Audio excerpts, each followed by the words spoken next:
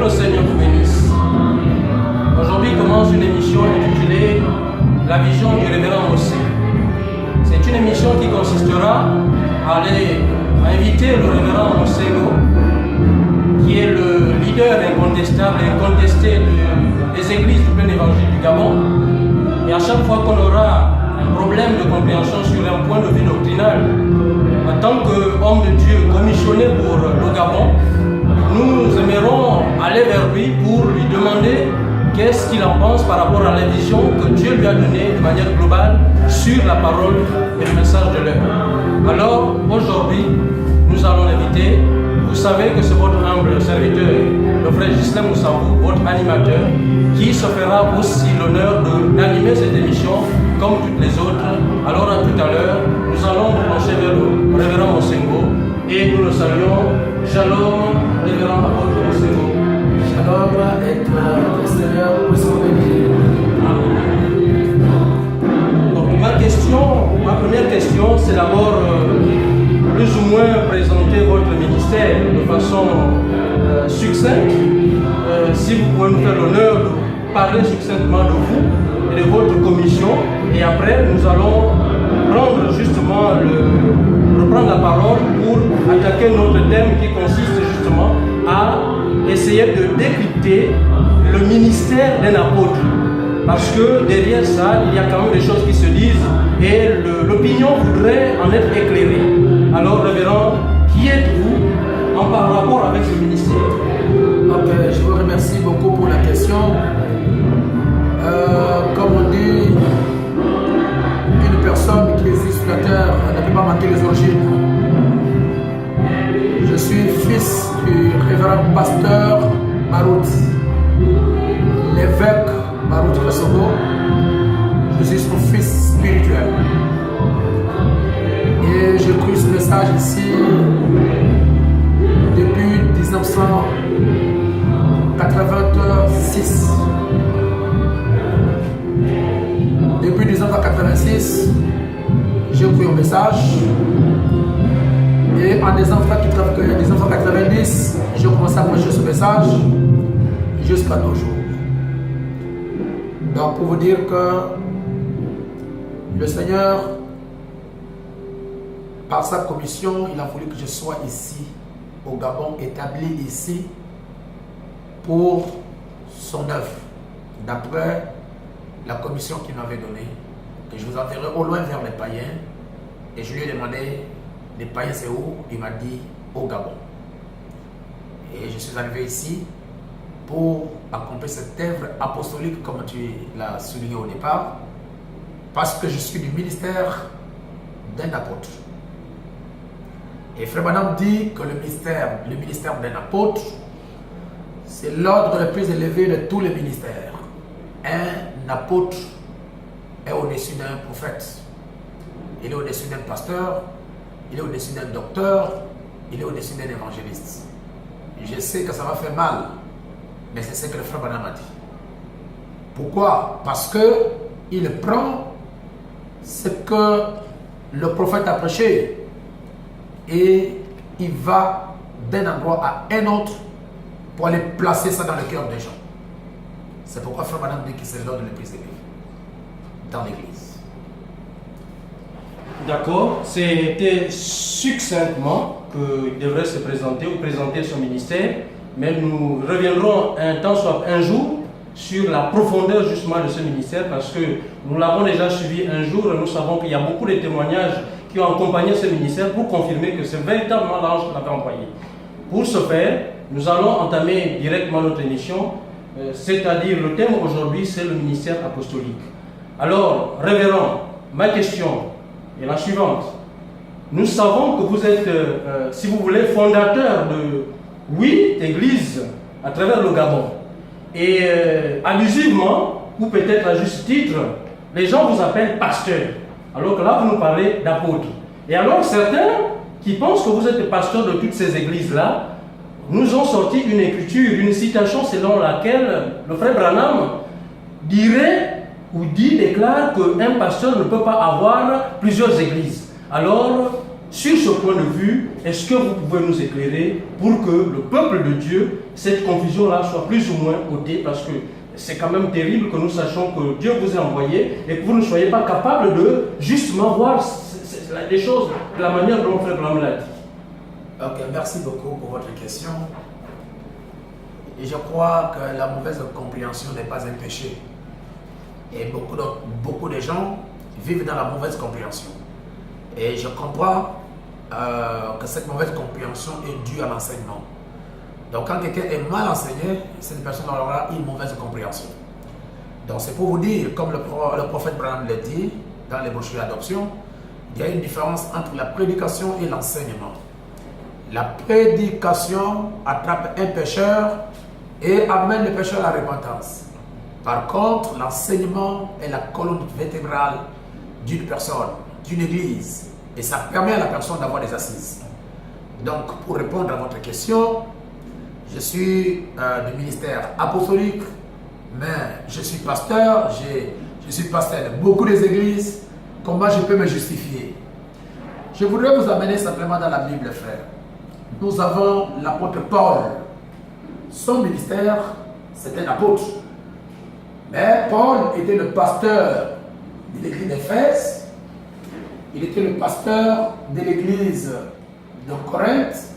Il était le pasteur de l'église de Rome. Il était le pasteur de l'église de Thessalonicie. Il était le pasteur de l'église de Colosse. Il était le pasteur de l'église de Philippi. Pourquoi? Parce que c'est lui le fondateur. Et il était pasteur jusqu'à ce qu'il a mis les pasteurs associés, comme Timothée, comme Tite, comme les autres, comme l'apôtre Paul l'a dit lui-même. Donc il a placé ces gens-là afin que ces gens puissent achever le travail que l'apôtre Paul avait commencé. C'est pourquoi j'aimerais vous dire que la commission, elle est apostolique. La commission est apostolique, mais un apôtre peut faire l'œuvre d'un pasteur. Il peut rester pasteur autant des années que Dieu le voudra, jusqu'à ce qu'il peut continuer. Mais il va mettre de l'ordre en plaçant quelqu'un qui doit continuer, ou bien une personne qui a le ministère pastoral. Mais cela n'annule pas que cette personne-là soit dans sa commission. Il est apôtre, mais il fait la fonction, il joue le rôle d'un pasteur. C'est comme aujourd'hui, nous avons des frères qui sont des docteurs dans le message. Mais ces docteurs-là, ils exercent le ministère du pasteur. Il est docteur, je peux parler de docteur Dioka, mais il est pasteur de Shekinah Tabernacle.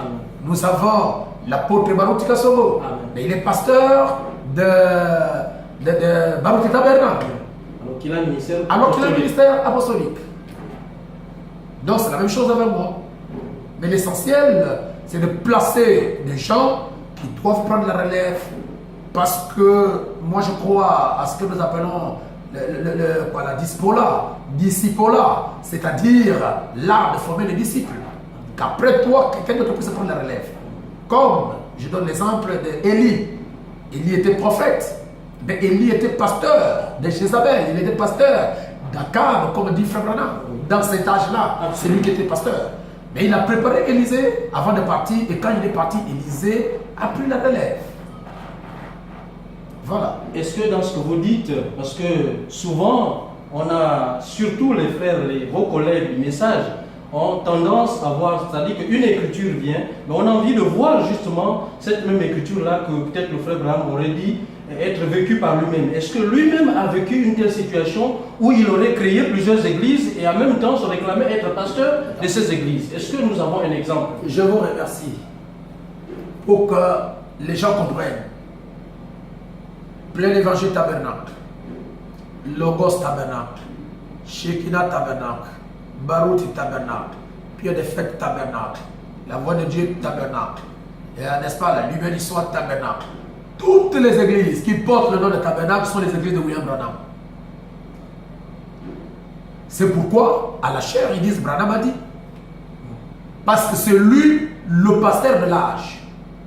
Bien qu'il ait un ministère prophétique, mais il est le pasteur de l'âge. Il est même le pasteur de nos églises. Et nous sommes ses associés. D'accord? Ok. Pour revenir un peu dans l'histoire, dans l'exemple de Frère Branham. Frère Branham dit dans les Écritures, je vais vous le lire tout de suite, qu'il était le pasteur de l'église de Milton. Il dit c'est lui qui en a fondé. Il a placé quelqu'un. Ça, c'est un exemple. Je vais vous lire tout de suite. Mais avant d'aller plus loin, je vais vous répondre. Est-ce que le pasteur peut avoir beaucoup d'églises? N'est-ce pas? Tout ce que nous pouvons dire, tout ce que nous pouvons défendre, doit avoir pour base la Bible et le message. Absolument. C'est ce que nous voulons. D'accord, merci beaucoup. Si nous allons un tout petit peu dans Genèse chapitre 12, la Bible dit, à partir du verset 7, l'Éternel apparut à Abraham et dit, je donnerai ce pays à ta postérité. Et Abraham bâtit là un hôtel qui lui était, un hôtel à l'Éternel qui lui était apparu. Quand vous allez lire, ça fait un hôtel. Donc une église. Frère, on parle dans la brochure Jésus-Christ glorifié. Quand vous allez au paragraphe 26, nous allons lire, le prophète dit que l'hôtel, un hôtel, c'est une église. Et si nous continuons au verset 8, la Bible dit, il se transporta de là vers la montagne à l'orient de Bethel. Et il dressa ses tentes ayant à Bethel à l'occident et Haï à l'orient. Il bâtit encore là un hôtel à l'Éternel et il invoqua le nom de l'Éternel. Je compte pour le peuple. Ça fait deux hôtels. Deux hôtels, deux églises de l'apôtre Abraham. Dans la brochure Approche vers l'Éternel, Frère Branham dit au paragraphe 23 qu'Abraham était un apôtre. Pourquoi? Parce qu'il a quitté son pays, il est allé dans un autre pays et là il a commencé à bâtir les hôtels. Nous avons deux, d'abord pour Abraham. Nous allons passer dans la vie de Jacob. Genèse 28. La Bible dit dans Genèse chapitre 28 à partir du verset 19. La Bible dit, il nous montre comment Jacob, verset 18. Et Jacob se leva de bon matin, il prit la pierre dont il avait fait son chevet, il la dressa pour monument. Et il versa de l'huile sur son sommet. Et il donna à ce lieu le nom de Bethel. Mais la ville s'appelait auparavant Luz. Jacob fit un vœu en disant, si Dieu est avec moi et me garde pendant ce voyage que je fais, s'il me donne du pain à manger et des habits pour me vêtir, et si je retourne en paix à la maison de mon père, alors l'Éternel sera mon Dieu. Cette pierre que j'ai dressée pour monument sera la maison de Dieu, et je te donnerai la dîme de tout ce que tu me donneras. Première hôtel ou première église de Jacob. L'apôtre Jacob. L'apôtre Jacob. Nous allons au verset 32 de Genèse. Verset 30. La Bible dit ici, Jacob, vous continuez toujours, Jacob l'interrogeant en disant, fais-moi je ne puis connaître ton nom. Il répondit, pourquoi demandes-tu mon nom? Et il le bénit là. Jacob appela ce lieu du nom de Péniel. Ok? Car, dit-il, je vis Dieu face à face et mon âme a été sauvée. Deuxième hôtel ou deuxième église de Jacob, c'est Péniel, après Bethel. Nous allons dans Genèse chapitre 35. Vous allez voir dans Genèse chapitre 35, verset 7, la Bible dit, Jacob arriva, lui et tous ceux qui étaient avec lui à Luz, qui est Bethel, dans le pays de Canaan. Il bâtit là un hôtel et il appela le lieu El Bethel, car c'est là que Dieu s'était révélé à lui lorsqu'il fuyait son frère. C'est pour vous dire que les hôtels, ce sont des églises. Abraham était un apôtre, un missionnaire, il quitte une nation pour une autre nation, il a bâti des églises dans cette nation. Jacob était un missionnaire, était un apôtre, il a quitté un endroit pour un autre, il a bâti des églises dans les endroits où il est passé. Et c'est lui qui était le pasteur de ces églises, qui était le pasteur de ces hôtels, bien qu'il avait en lui un ministère d'un apôtre. Nous revenons dans le cas du Nouveau Testament. Nous voyons que Paul, comme je l'ai dit précédemment, Paul était le fondateur de l'église, l'apôtre Paul était le fondateur de l'église de Rome. Il était le fondateur de l'église de Corinthe. Il était le fondateur de l'église de Galate. Il était le fondateur de l'église de Philippines. Il était le fondateur de l'église de Colosse. Il était le fondateur de l'église de Thessalonique. Il est aussi le fondateur de l'église d'Éphèse. Ce sont les églises. Écoutez le prophète, dans la bouche de Jésus glorifié. Le prophète dit, paragraphe 24. Caïn n'était pas un incroyant. Caïn était un croyant. Caïn n'est pas venu en disant, eh bien, je ne crois pas dans l'existence de Dieu. Caïn est venu comme un croyant. Il essayait de trouver grâce devant Dieu. Et Caïn a construit un autel. Un autel, c'est une église. Un lieu d'adoration. Parfait. En fait, on confirme que il confirme que l'autel est une église. Donc, Abraham a eu 2 églises. Jacob en a eu déjà combien? 3 églises. Nous voyons Bethel, Pénuel et El Bethel. Ce sont ces églises. Et nous voyons aussi Paul dans le Nouveau Testament. En a, je ne sais pas, c'est 6 ou 7 ou 8. En tout cas, nombreuses. Nombreuses. C'est lui qui était le pasteur de ces églises. C'est pourquoi, plus tard, dans l'église philippine, quand il est allé ailleurs, il a dit que les frères de Philippines m'ont soutenu, ils m'ont envoyé dedans pour que vous puissiez exister. Mais, avant que Paul ne puisse partir, Paul a dit à Timothée, je te laisse ici pour que tu continues à mettre de l'ordre sur les choses que j'ai commencé. Et Timothée était son fils, c'était son enfant. Il l'a établi comme pasteur. Et si vous rentrez dans l'histoire de l'église, vous allez voir que Jean était le fils de Polycarpe. Hein, Madame parle. N'est-ce pas? Il y a eu Jean qui a été le fils de Paul. Il y a eu Paul, quand Paul est mort, il y a eu Jean qui a pris la relève. Après Jean, il y a eu Polycarpe qui a pris la relève. Après Polycarpe, il y a eu les autres qui sont venus après. Jusqu'à ce que nous sommes arrivés à Irénée et les autres jusqu'à Colomban, Luther, Wesley, jusqu'au temps de Frère Branham. Ça a été une succession. Ça a été une succession apostolique, si vous voulez. Mais ces gens qui sont établis dans les églises que cet apôtre a fondées sont des collaborateurs de cet apôtre, ou bien ils sont les pasteurs que lui il a établis pour qu'il continue l'œuvre. C'est pourquoi, dans mon cas personnel, je suis apôtre, n'est-ce pas? Et je suis pasteur, je fais l'œuvre des pasteurs, si vous voulez bien. Je l'ai commencé à Franceville, j'ai établi le pasteur Jean Bruno. Je suis allé à Mona, j'ai établi le pasteur Hervé. Nous sommes à Okonja, j'ai établi le pasteur Yves, n'est-ce pas? Et le pasteur Hervé, nous sommes donc à Koulamoutou, nous sommes à Lekoni, nous sommes à Bébékali, nous sommes à Boué, j'ai établi le pasteur Charles. Et le pasteur Charles a ouvert notre église à Koulamoutou, à Bouila, n'est-ce pas? Et c'est comme ça que les choses progressaient dans l'église, être missionnaire dans l'église primitive. Je suis à Port-Gentil, je suis en train de prêcher. J'ai établi l'un de mes fils comme pasteur. Hein? Ça peut être le frère, ça peut être vous, ça peut être n'importe qui, que Dieu mettra en lui la capacité de gérer les autres. Et il sera pasteur Sous votre conduite. sous ma conduite, sous mon œil vigilant.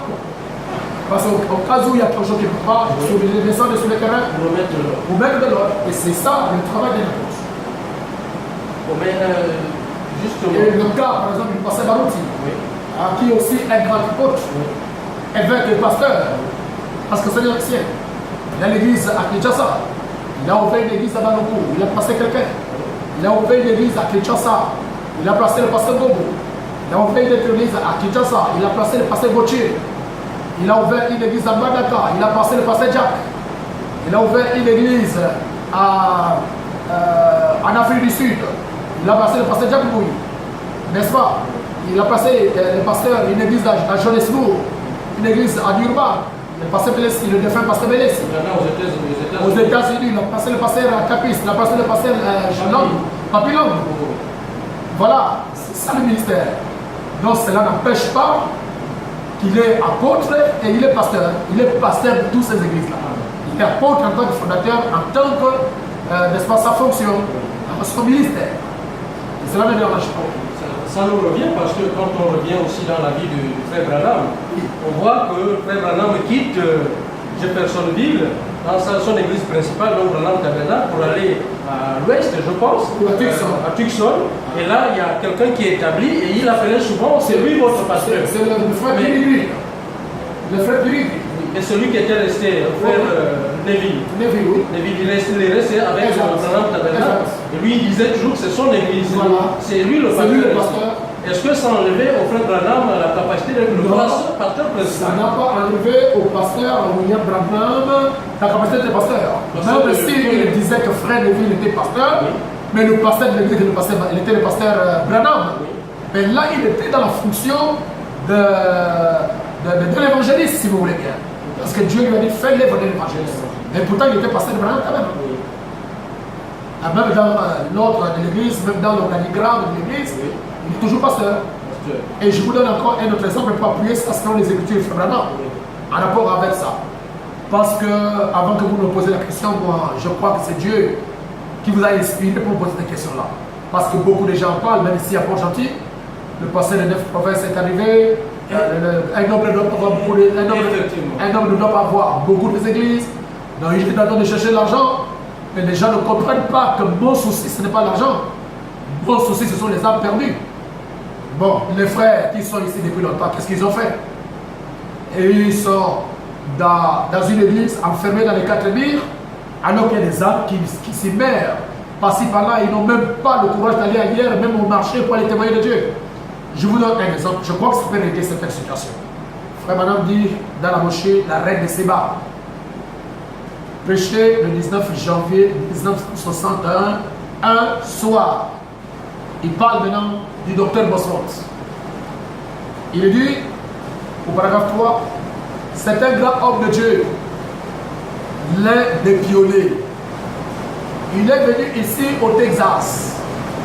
Il est resté dans une ville pendant 10 ans. Il a établi 7 églises. Et avec un réveil ininterrompu. La nuit, tous les jours, pendant 10 ans d'affilée, chaque soir, il était quelque part en train de tenir une réunion ici au Texas. Ça, c'est Bosworth, qui a fait pendant 10 ans dans une ville de Texas, et il a fondé 7 églises. Dans la même ville. Dans la même ville. Bosworth. Je prends encore la foi et tu le fais dans silence. Monsieur, le samedi 12e mois, 12e, le 12, 4e mois, 47. Frère Branham dit, et j'étais à mon église, l'église baptiste de Milton, où j'étais allé tenir un réveil. Beaucoup d'entre vous ont vu dans le petit livre intitulé Jésus-Christ est le même hier, aujourd'hui et éternellement. Frère Branham appelle l'église de Milton mon église. Et c'était son église. Donc je pourrais vous dire, mon frère, que c'est un complexe d'infériorité ministérielle qui est en train de s'installer dans les pasteurs. Et frère Branham dit, si je suis incapable de faire quelque chose, je ne mettrai pas une pierre d'achoppement sur le chemin de quelqu'un qui a assez de courage pour réaliser la chose. Et le grand défaut aujourd'hui, il y a des prédicateurs avec les souliers en cours, qui n'ont pas peur de marcher là où les anges ont peur de marcher du pied. Et ils se mettent sur le chemin de quelqu'un qui est courageux, qui peut faire quelque chose pour Dieu. Vous commencez à marteler ça pour décourager les brebis, pour que les brebis ne puissent pas aller l'écouter. Moi, je pense que c'est un problème de complexe ministériel. Parce que la personne est incapable d'arriver à faire ce que l'autre fait. je ne suis pas le seul des pasteurs qui a beaucoup des églises ici au Gabon. Hein? Si vous me passez le terme de parler de deux pasteurs. Oui, mais c'est leur ministère. Avec votre permission. Bien sûr, puisque c'est pour éclairer la lanterne, et je pense que c'est des hommes de Dieu qui font la même chose que vous et ils sont à l'encourager. C'est ça la vision d'évangélisation du temps de la fin. Nous avons le docteur Goma Pelou. Il est docteur de ministère, mais il est pasteur du Logos Tabernacle. Et personne n'ignore que le pasteur Pierrot Gomat a une église à Port-Gentil. Le pasteur Pierrot Gomat a une église qu'il est en train de construire maintenant à Mouila. Le pasteur Gomat Pierrot a une église à Lambaréné, n'est-ce pas? Le pasteur Pierrot Gomat a une église au Cameroun, je crois même en France. Et les gens n'en parlent pas. Nous avons notre jeune Élie Begui, n'est-ce pas? Il est le pasteur de l'Alliance Tabernacle. Il y a une église à Libreville. Deux mêmes, c'est le Begui. Un là où il est, une autre, je crois, quelque part vers le 9. Il y a une église à Lambaréné. Il y a une église à Port-Gentil. Les gens m'ont dit qu'il y a une église à Moana. Je ne sais pas, c'est à vérifier. Et les gens n'en parlent pas. Pourquoi tout le monde se dirige vers le pasteur Moussema? C'est parce qu'ils connaissent que le pasteur Moussema a quelque chose. Si vous vous croisez sur la même ville et que votre église n'est pas bien enseignée, les brebis n'ont jamais vu le Dieu de la Bible, quand on l'écoute, vous aurez des problèmes. C'est pourquoi les gens ils cherchent à mettre des cailloux de pierre, des barrières partout pour empêcher les gens de croire à mon ministère. Parce qu'effectivement, ce qui se dit, c'est certainement les brebis qui le disent. Mais ces brebis-là le prennent certainement du haut de la chair de leur pasteur. Exact. Mais c'est pour vous dire que la brebis devient ce qu'elle mange. Si le pasteur parle mal d'un collègue pasteur qui apôtre et qui a trouvé la grâce de pouvoir gagner des âmes dans chaque ville, je pense que ça ne serait pas bien de continuer à parler mal de quelqu'un qui fait quelque chose pour Dieu si toi tu ne peux pas le faire. Vous voyez? Et je pense que ce ne serait pas très bien. Ok, mais révérend, vous avez encore du travail. Et merci de nous avoir accordé de votre temps. Et nous reviendrons. Voilà. Mais avant de clôturer, comme je disais tantôt que nous avons pris un peu de votre temps, mais accordez-nous encore quelques minutes par rapport à une question, juste une question secondaire subsidiaire, pour parler un peu des fédérations. Parce qu'on aurait appris que vous, le révérend apôtre Mosengo, pas quelqu'un d'autre, vous, qui défendez la parole, le message de leur bec et ongle, pour que n'importe quoi n'entre, on vous accuse, vous, de vous être infiltré dans les fédérations alors que vous savez que votre prophète l'interdit formellement. Alors, est-ce que vous pouvez éclairer la lanterne par rapport à cette accusation que je ne sais pas, peut-être fondée ou pas du tout fondée? Merci pour votre question qui est trop pertinente. Je voudrais vous dire d'abord que l'organisation, la dénomination pour la fédération des églises a commencé dans la Bible. Et c'est dans le livre de Genèse chapitre 11. Et la personne qui était à la tête de cette fédération, c'est Nimrod. Et nous voyons la deuxième fédération avec Corée et Dathan dans le désert. La première fédération de Nimrod, Abraham est sorti. La deuxième fédération de Corée et Dathan, Moïse est sorti. Et la troisième fédération, c'est celle dont le pape est le chef. Et je voudrais dire à ceux qui m'écoutent, en rapport avec ta question. Vous parlez là de l'église catholique? Ouais. C'est de l'église catholique que je parle. Et Frère Madame dit, la fédération des églises et la confédération des églises, ce n'est rien d'autre que les satellites de la Rome. Nous savons que c'est ce que nous appelons dans la Bible, selon le livre d'Apocalypse, l'image de la bête, qui n'est rien d'autre que les protestants. Et la bête elle-même, c'est la Rome, c'est le catholicisme, c'est l'hierarchie romaine. D'accord? Ok. Et cette fédération des églises-là n'a pas commencé aujourd'hui. Ça a commencé depuis très longtemps. Et au moment où je parle ici, l'image là-bas était déjà en place avec la fédération des églises est réunie pour les amener au catholicisme. Moi, le pasteur Moussembo, sachant que la fédération des églises, la confédération des églises, l'écuménisme conduit directement à la marque de la bête, je ne peux pas y entrer. Et je ne ferai pas y entrer, je ne ferai pas entrer mes églises.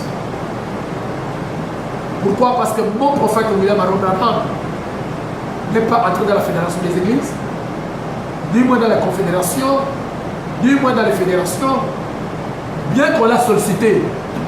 Mais il a pris position pour la parole pour ne pas y entrer. Comme je suis derrière le message de William Branham et je crois à son prophète William Aaron Branham, je ne peux pas y entrer dans la fédération des églises. Je sais une chose, ça c'est la ruse des prédicateurs. Et c'est ce qu'ils ont toujours fait pour empêcher les gens de venir écouter le pasteur Moussembo. C'est ce que moi j'appelle l'épouvantail. Donc il met une épouvantail dans l'église pour empêcher les brebis de venir m'écouter. Alors il devrait donc brandir un argument qui ferait peur aux gens. C'est pourquoi les gens parlent de l'œcuménisme de la fédération des églises. Je voudrais vous dire une chose. Quand l'histoire des fédérations des églises a commencé ici au Gabon, je n'étais pas là. Il y a un pasteur de la ville que je ne vais pas citer son nom, s'il vous plaît, qui a envoyé les émissaires partout, même ici, à Port-Gentil, voir les pasteurs des églises du Port-Gentil afin qu'ils s'inscrivent dans sa fédération qui est derrière l'église de l'Alliance chrétienne dont l'un de ses parents était responsable.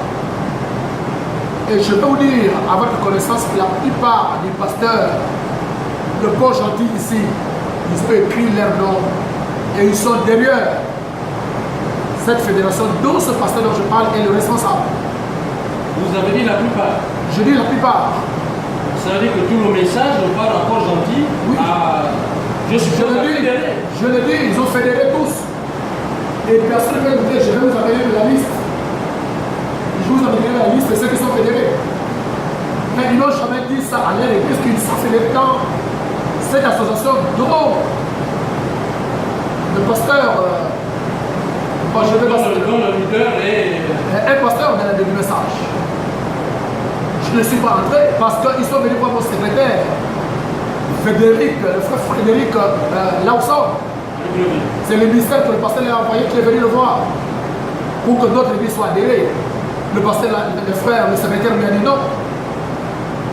D'autres pasteurs ne peuvent pas accéder à ça et je me suis opposé. Il m'a appelé, j'étais à l'étranger, je lui ai dit que non, dis à ce pasteur-là que je n'entre pas dans les fédérations des églises, même si on ferme l'église. Je n'accepterai jamais ça. Pourquoi? Je sais que ça conduit à la marque de la bête. Donc, pour être clair, et je parle avec précision et avec assurance, si ici au Gabon, il y a un pasteur qui n'est pas entré dans la fédération des églises, c'est moi, le pasteur Moussembo, qui vous parle. Révérend, et si quelqu'un venait à vous apporter la preuve que vous êtes dans les fédérations, est-ce que... Merci beaucoup. Si une seule personne m'apporte la preuve que je suis dans la fédération des églises, je vais démissionner. Et je ne prêcherai plus jamais le message. Et je laisse le prêcher. Mais un de vos fils qui vous ont... qui s'est, je voulais dire, qui n'est plus très d'accord avec vous, je ne vais pas citer son nom, aurait prêché que vous avez été à la réunion, à une des réunions qui avait été organisée à Libreville, dans le but d'être justement dans une fédération. C'était quoi cette réunion exactement? Si elle avait été unique. Je pense qu'il est mal instruit et il a des objectifs, des buts très mauvais à atteindre. Et il a fait le mauvais choix de tomber sur l'apôtre Séraphin Moussembo. Et je voudrais le dire, il doit se repentir. Toutes les réunions qui ont eu lieu à Libreville concernant ces histoires, je n'avais jamais été. Mais je me rappelle d'une réunion qui a eu lieu au CEDOC, où la commission religieuse de la documentation liée au ministère de l'Intérieur avait convoqué tous les pasteurs de toutes les églises. Y compris du message. Y compris du message. Et le groupe du message du tabernacle, ils sont venus à leur tour. Pendant que les pentecôtistes et catholiques, tous les autres sont passés. C'est cette réunion-là où je suis allé participer parce que c'était un appel des autorités. Et là-bas dedans, on nous avait demandé de former une confédération des églises du message. Avoir un leader, avoir quelqu'un qui sera notre représentant en cas de problème. D'un pasteur du message, on peut mettre la main sur ce monsieur pour que nous puissions trouver le pasteur. Parce qu'ils avaient fait le constat qu'il y a trop des abus dans les pasteurs qui violent les femmes, qui escroquent l'argent, qui escroquent les brebis. Trop de scandales dans les journaux partout. Donc ils voulaient en fait canaliser les frères de message. Je ne vais pas aller trop loin parce qu'il y a eu beaucoup de gens qui ont voulu être à la tête. Mais moi je me suis opposé à cette histoire-là. Et dans une réunion interne en dehors de la documentation, les pasteurs du message m'ont invité. Et je n'ai pas honte de le dire aujourd'hui ici.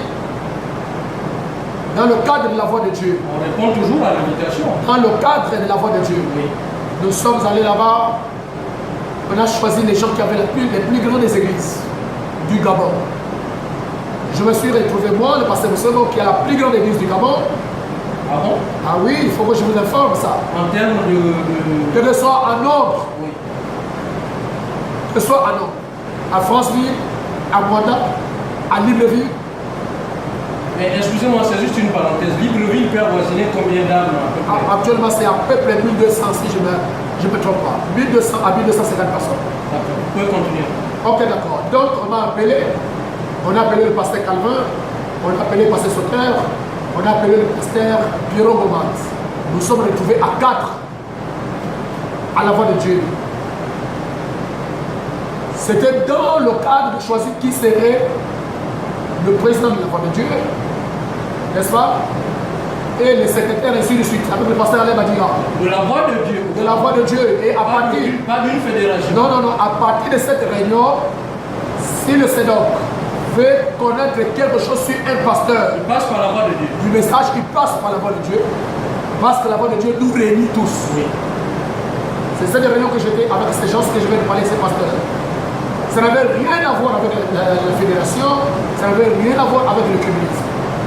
Et depuis ces années, nous nous sommes séparés et on a parlé. Et la voix de Dieu n'a pas pu avoir Non, non. le représentant légal. Non, ils ont un représentant légal, c'est le pasteur Sauter, le pasteur Pierrot, qui gère la voix de Dieu. Actuellement, je crois, Néo, le pasteur Ondo, Janvier, avec le pasteur Alain Badiga qui gère la voix de Dieu. Et que nous remercions nous. Alors ici au Gabon, on appelle la voix de Dieu la fédération. C'est que alors là, tout le monde a fédéré dans ce camp. Exact. Même à l'école du Gabon. Comme ici, nous avons le pasteur Bouchard qui est le représentant régional, n'est-ce pas, de la voix de Dieu. Pour le côté de Oboué, Maritime. Mais cela ne fait pas mes frères des églises du message qui sont derrière la voix de Dieu de Port-Gentil, de la fédération. Donc c'est un défi qui reste ouvert.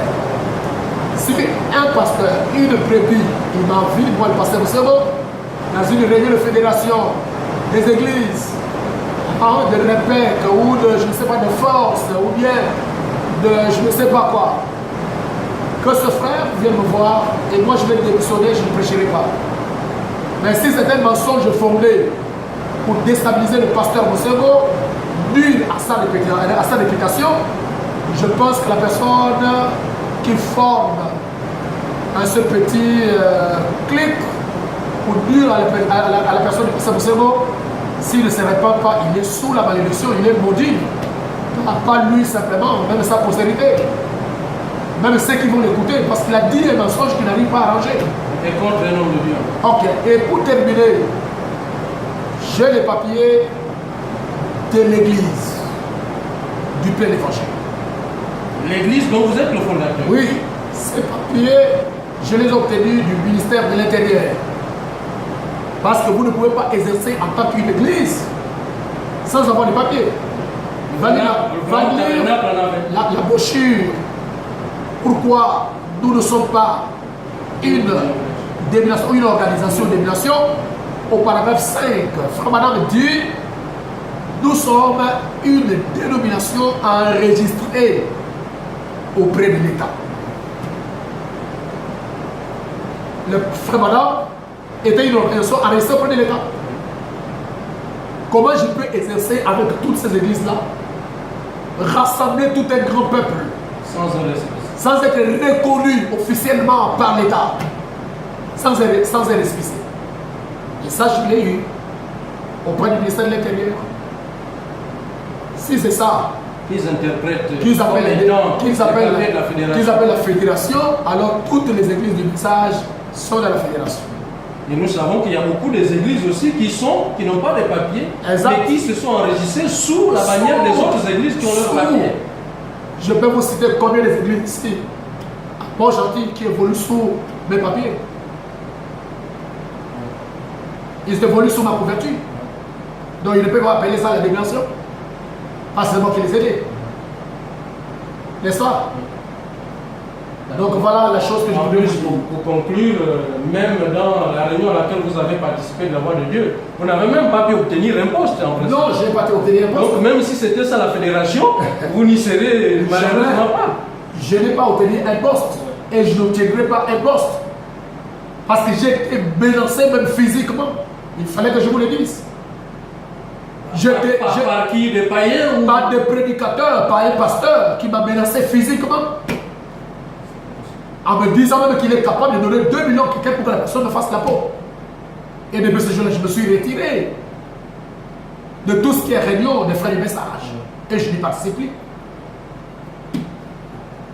Donc, pour ça. Avoir toutes ces choses-là, on a l'impression que vous êtes l'homme à abattre finalement du message. Je sais que mon Seigneur Jésus a été menacé.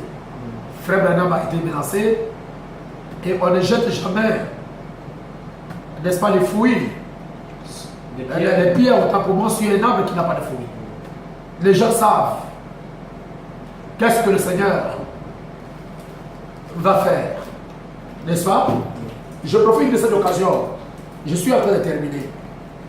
Aujourd'hui, les gens sont en train de nous combattre. Bien que ça viendrait prochainement. Je profite de ça pour en parler. Vous voyez la photo? On en parlera. On en parlera. Dans une prochaine émission. Merci beaucoup. Donc je peux laisser. Non, allez-y, allez-y. Juste. Cette photo fait la buzz. Oui, dans le net. Dans le net. Oui. Ce n'est pas quelque chose de falsifié. Ce n'est non plus le pasteur Mosengo qui a voulu que ça soit comme ça. Je suis allé en Guinée équatoriale.